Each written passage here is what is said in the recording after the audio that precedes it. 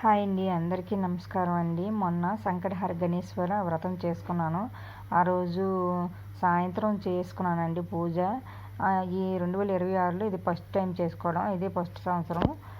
ఇంతకుముందు చేసుకున్నాను కానండి, ఈ సంవత్సరంకి ఇదే ఫస్ట్.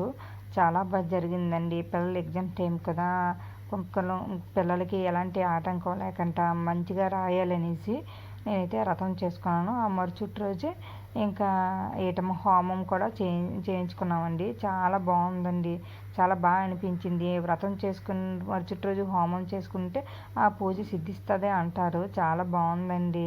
ఆ రోజు అయితే నాకు చాలా పాజిటివ్గా అనిపించింది. బాయ్ అండి, మళ్ళీ కలుద్దాం ఒక మంచి వీడియోతో.